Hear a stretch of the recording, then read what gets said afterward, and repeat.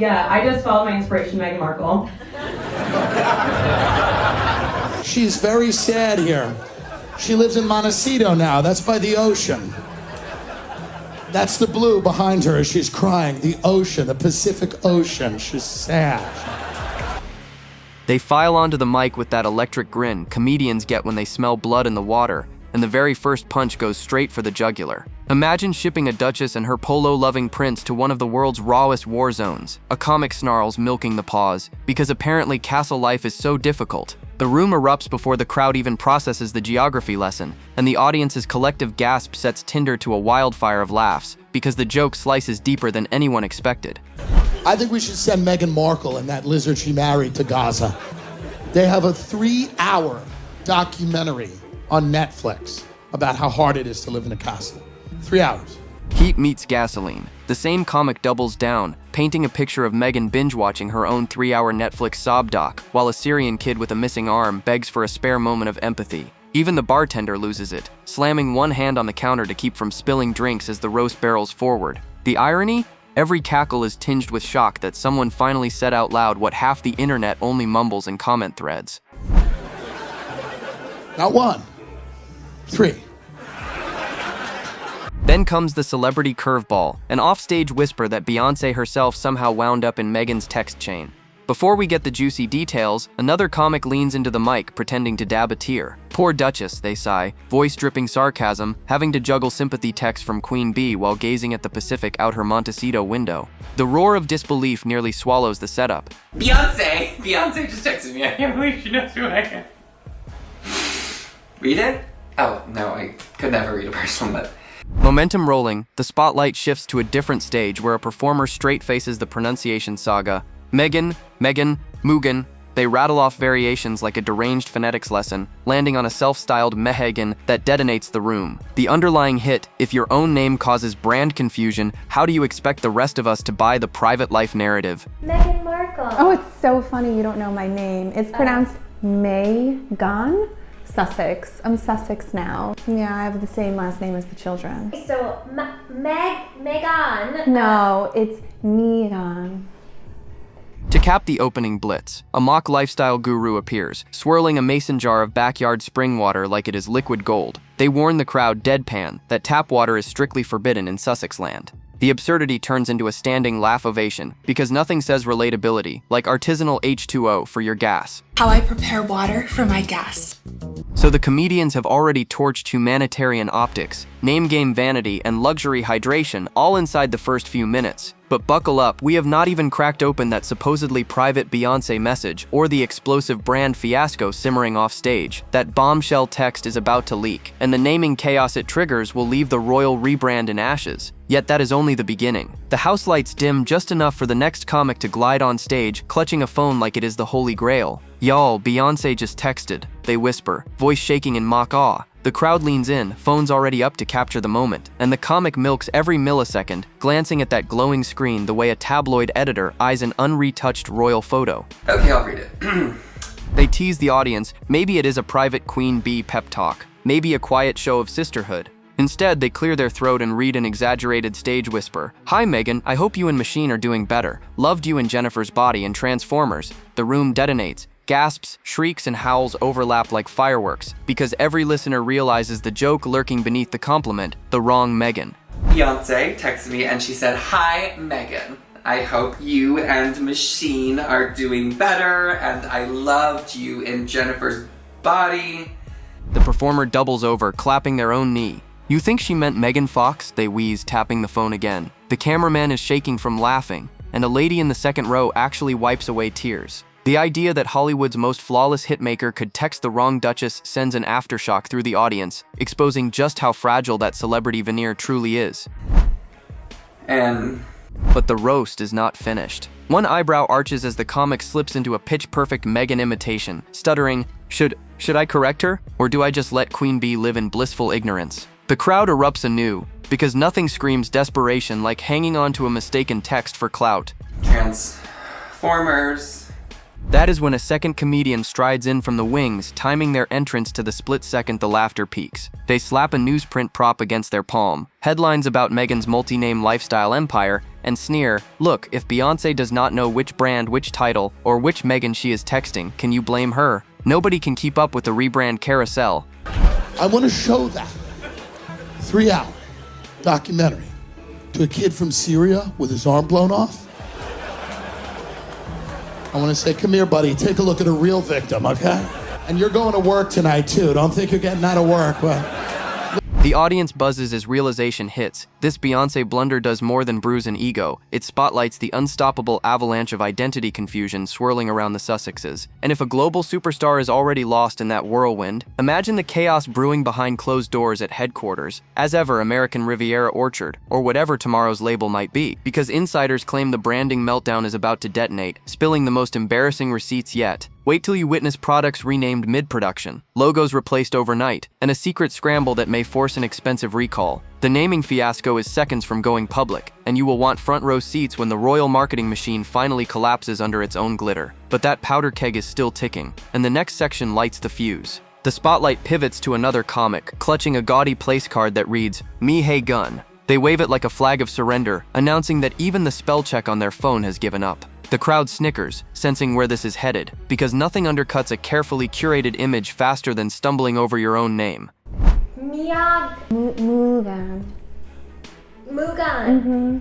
They lean into the mic, spitballing absurd variations. Meghan, Mugan, gone, each one more mangled than the last. Laughter swells into a rolling wave. Every flub chips another tile off the Duchess's marble pedestal.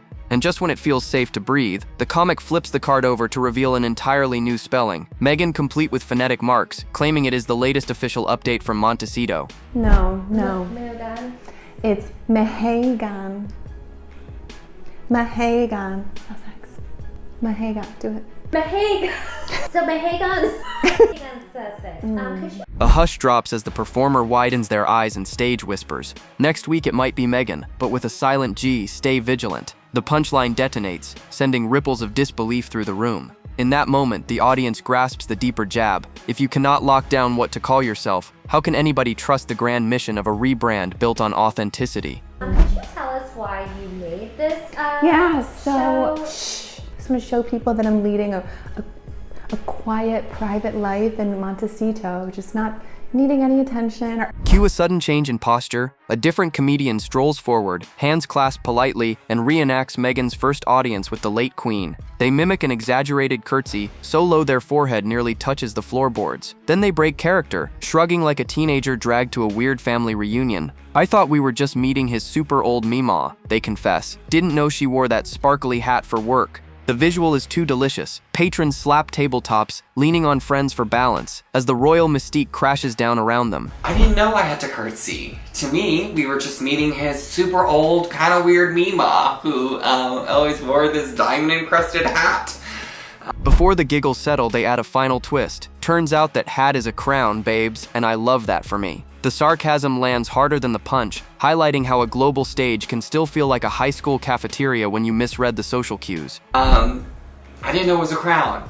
So, in a matter of minutes, the room has seen a duchess's name twisted into alphabet soup chaos, and her first royal handshake reimagined as an awkward slouch in front of a diamond-encrusted hat. Every mispronunciation, every bungled etiquette lesson feels like a loose brick sliding from a castle wall. And remember, this barrage of blunders is only the prelude, because the branding meltdown brewing behind the scenes is gathering heat. Products renamed mid-shipment, logos swapped overnight, a hush-hush scramble that could cost a fortune. The sparks are flying already, and in the next section, that quiet brand crisis blows wide open. A hush sweeps the club as a fresh comic taps the microphone, rolls their eyes, and announces the latest headline in brand whiplash. Folks, she has done it again. Say goodbye to American Riviera Orchard, and hello to As Ever. They let that sink in like bad perfume. Because apparently, changing names is easier than changing public opinion. The crowd cackles, already bracing for the train wreck. Switching gears, Meghan Markle just announced her new lifestyle brand called As Ever. The comic paces, waving imaginary cue cards. First there was the Tig. Remember? The blog that tried to be Gwyneth's Goop, but with fewer candles and more inspirational quotes. They paused, lips pursed. Then came the orchard that never shipped jam, and now we are promised a lifestyle empire covering food, beauty, wellness, and home decor. Basically everything except credibility. The sarcasm lands like a dropped piano. Which is a little confusing because it used to be called American Riviera Orchard. Another performer jumps in, fanning themselves with a mock press release. Insiders claim pallets of jars are sitting in a warehouse, labels ripped off overnight, because the Duchess suddenly decided the word orchard felt too agricultural. They widened their eyes, clutching the document. Picture staffers scrambling at 2 in the morning, peeling stickers faster than you can say rebrand. Audience members roar, picturing that frantic sticker-peeling marathon. This is true. And before that, it was called the TIG.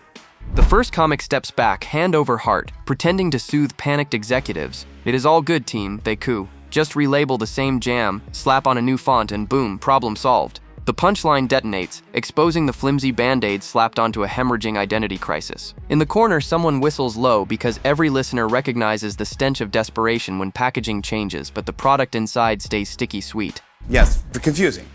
Before breaths can steady, a voice from offstage reprises the curtsy bit, lifting an invisible diamond crown. If you think juggling monarch etiquette is tricky, try keeping track of your own logo. The crowd halfway chokes on laughter as the performer drops into a theatrical bow, then pops up with a smirk. At this rate, even his super old Meemaw could run their marketing department. Just pick a name and stick with it, darling. And I loved that for me. The room is buzzing, energy crackling like live wire. Comics have ripped open the shiny packaging to reveal a frantic assembly line of label swaps, late-night panics, and a royal brand teetering on collapse. But hold that thought, because the tour of Meghan's picture-perfect garden is about to prove the facade goes deeper than any printed sticker. Wait until you find out those sun-kissed lemons are grown under studio lights, and we are stepping onto that set next. The curtain rises on what looks like a sun-dappled backyard straight out of a prestige home and garden magazine. A comic strolls in with a wicker basket overflowing with perfectly glossed oranges, then casually breaks the illusion with a wink. "Welcome to my garden." Well, actually, welcome to my set. The crowd cracks up, recognizing the telltale softbox glare that no real sunrise ever produces. They purr into the mic. "Every morning I pluck the freshest citrus from my backyard grove, which is conveniently located between 2 camera cranes." Welcome to my garden. Well, it's not my garden, it's a set actually, but welcome to my set. They gesture to an off-screen dog apparently named Tropicana, then lean into the performance with a syrup-thick Monteceto accent. "After the orange harvest, I collect honey from my homemade beehive that is totally not just a prop wearing yellow stripes for the shoot." The absurdity lands, drawing shrieks of laughter as the comic fumbles for a jar that clearly still has a price tag dangling beneath the lid. Tropicana, is that your dog's name? Every morning, I take the freshest oranges from my backyard grove to make orange juice for H and the children. And then I collect the honey from my homemade beehive at home. No, H. I said honey, not Harry. I only call you H, or honey. Another performer glides on stage wrapped in a couture sweater slung artfully across their shoulders. They sigh dreamily. Don't you just love throwing a cashmere over your collarbones while prepping organic rosemary jam for the children? A stunned hush falls, then gales of guffaws, because few parents can picture toddlers clamoring for artisanal rosemary before dawn. And then I use the stuff to create candles for my guests. And H, I forgot something. Just when the snorts die down, a familiar how I prepare water guru reemerges, clutching a crystal pitcher. They deadpan. Step 1, never use tap water. It insults the spiritual integrity of your gas. The punchline splashes over the front row like holy water, highlighting the absurd gap between $5 spring myths and real-world thirst. Some water that I got from the spring in my backyard. Whatever you do, don't use tap water. I'm just gonna sneak a taste. You flower petal.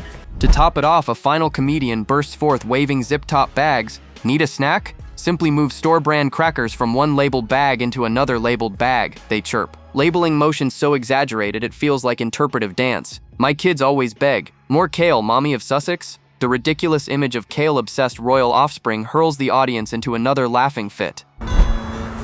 Don't you just love throwing a sweater over your shoulders? It's just darling.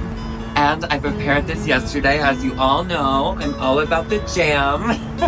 By now, every illusion of pastoral authenticity has crumbled under the footlights. The staged grove, the filtered spring, the suitcase full of designer zip tops, each gag chisels away at the immaculate lifestyle Meghan pushes while claiming privacy. Yet the comics insist they have an even spicier firework tucked away. Because somewhere in the archives lurks a bedroom joke timed to Independence Day, one that fuses red, white, and blue satire with royal blush. And when that bombshell drops, the laughs will explode louder than a 4th of July grand finale. Stay tuned, the British are definitely coming next. A fresh voice cuts through the applause with a wicked grin and a silver platter piled high with gluten-free crackers. Raise your hand if you have 3 nannies, 2 butlers, a chauffeur, and a full-time personal assistant, they purr, scanning the crowd like royalty checking for dust. A single giggle breaks the silence. Then the comic drops the hammer. Well then I guess none of you have time to make homemade meals the Sussex way. The sarcasm hits harder than a cast iron skillet, and the audience convulses at the idea of privilege masquerading as pantry hustle.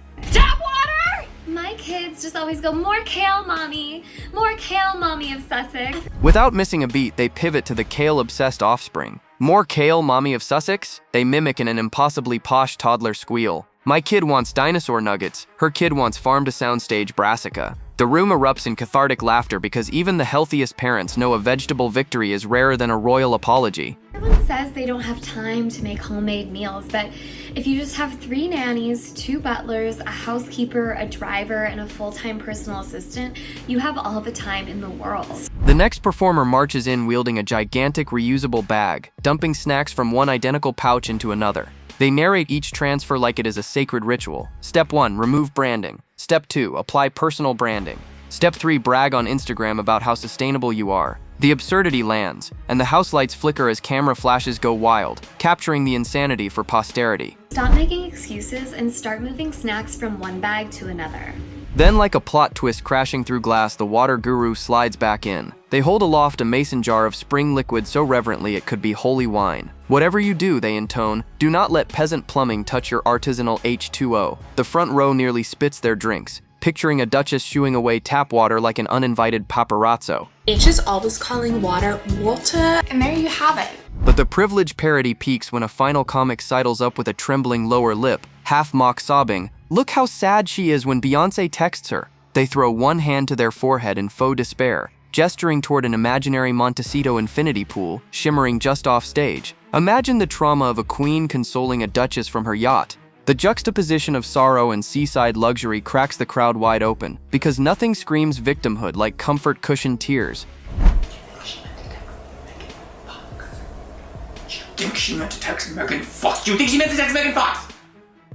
By now the room is a rolling tide of breathless laughter, every punchline stripping another velvet layer off the royal pity narrative. Yet the comedians insist they have not even unleashed their final firepower. They tease that the next set dives into stand-up scorchers so incendiary, even Independence Day fireworks look tame. So keep that grin locked because the British are about to arrive in a way that turns private bedroom banter into national punchline history. The house lights flare red, white, and blue as the next comic strides on stage waving a sparkler like Lady Liberty hopped up on espresso. They lean into the mic and purr. Ready for a history lesson the royals forgot to proofread? The audience buzzes, sensing the fuse on a firecracker gag. With a theatrical cough, they channel Meghan's crisp accent, whining about red, white, and blue confetti clogging the linens while Harry fumbles with the thermostat. The crowd wheezes in anticipation, because nothing screams culture clash like 4th of July bedsheets in a borrowed palace. My name is Meghan Sussex now. Call me Meghan Markle one more time, Mindy Kaling. I want my home to feel welcoming. Do you feel welcome? Does my soundstage welcome you? Cue a sharp spotlight shift to a brick wall stage across town. A British comic fresh off the plane is beaming, brandishing a diamond ring. They smirk. "I just married an American," followed my inspiration, Meghan Markle. Laughter ripples, but the punch that lands is pure TNT. "I wanted to know what it feels like for an entire country to hate me." Gasps explode into shrieks. The roast feels almost illegal, but the crowd devours it like cotton candy. I actually did recently get married. He's an Englishman. Which is why I'm here. Yeah, I just followed my inspiration, Meghan Markle.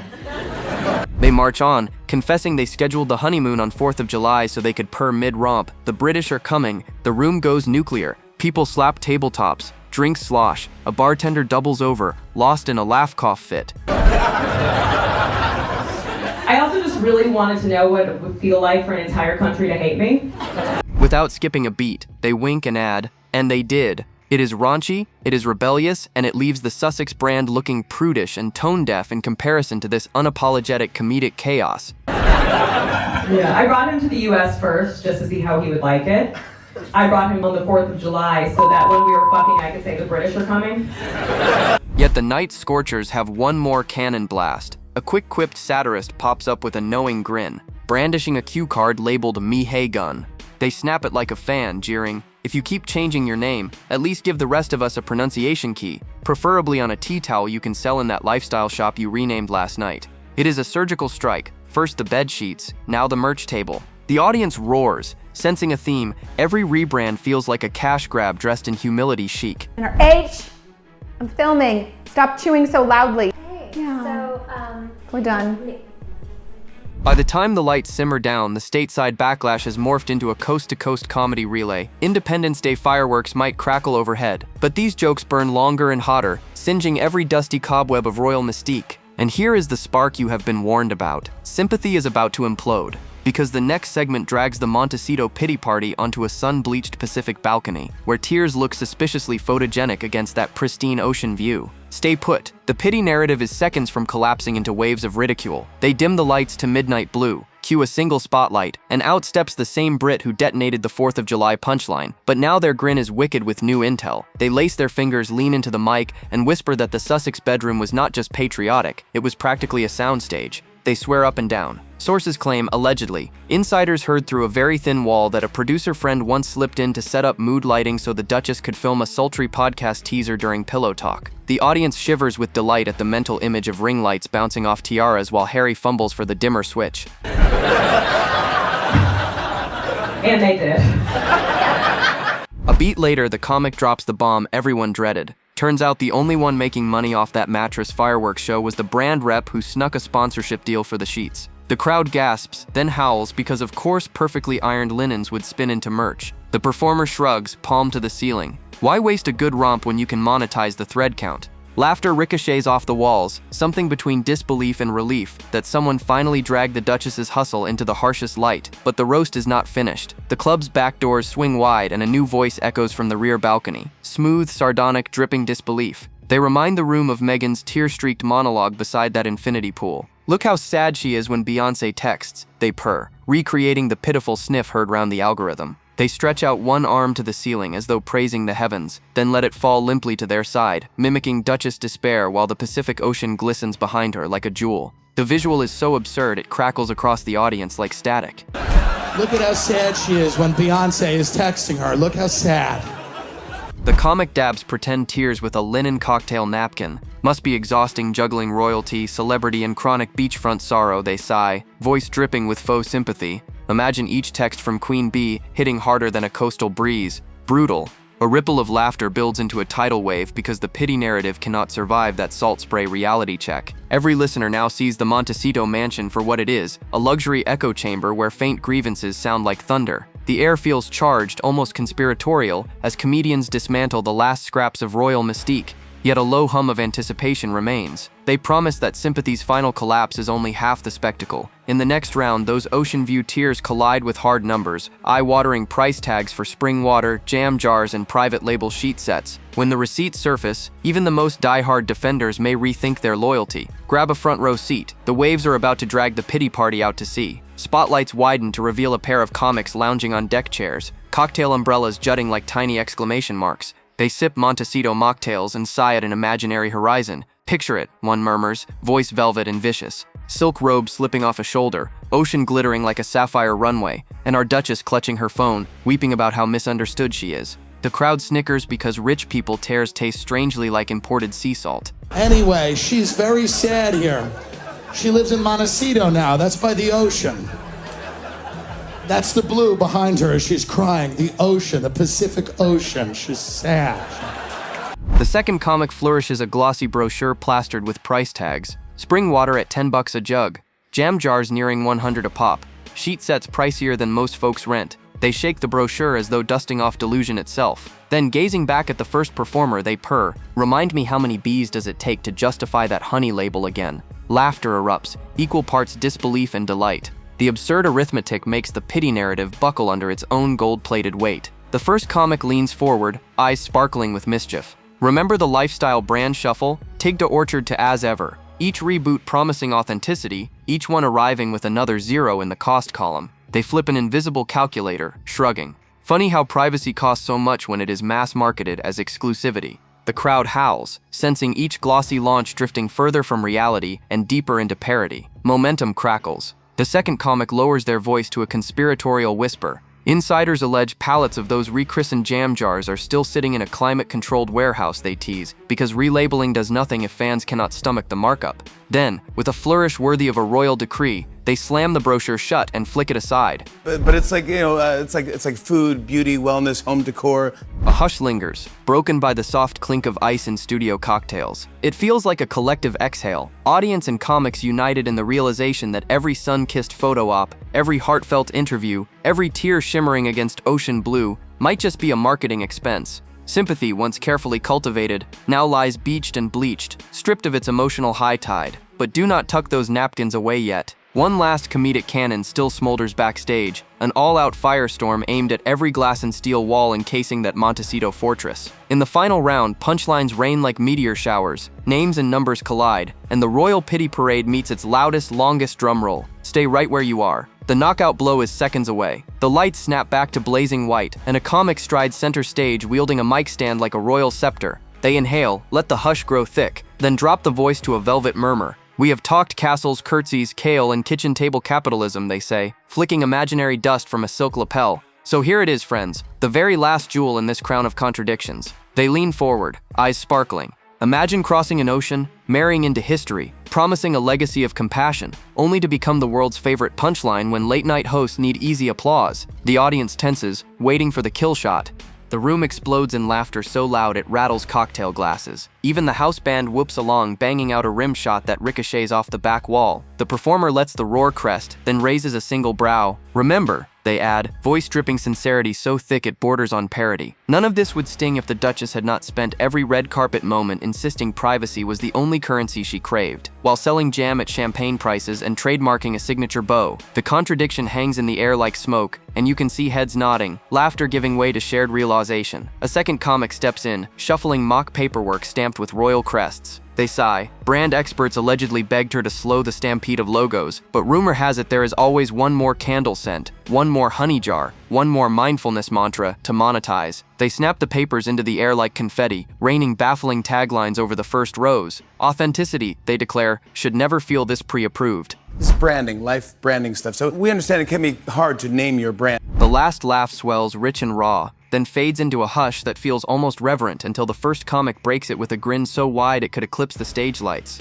Look, love her or loathe her, the Duchess has given comedians a lifetime supply of material. But here is the real kicker. Every newly minted punchline is another plea for empathy that backfires bigger than the one before. They let the irony settle, then tip the mic forward like offering a toast. Because sometimes the loudest drum roll at the royal pity parade is played by the very people who marched in it. A breath of silence, then applause thunder. Spotlights fade to gold as the comics take their bows, leaving a stage littered with punchlines, price tags, and half-peeled labels. The pity narrative lies in pieces, but the debate over authenticity versus opportunism is just heating up. So tell me, do you think the Sussex saga is a comedy of errors or a strategic masterclass in keeping the spotlight burning?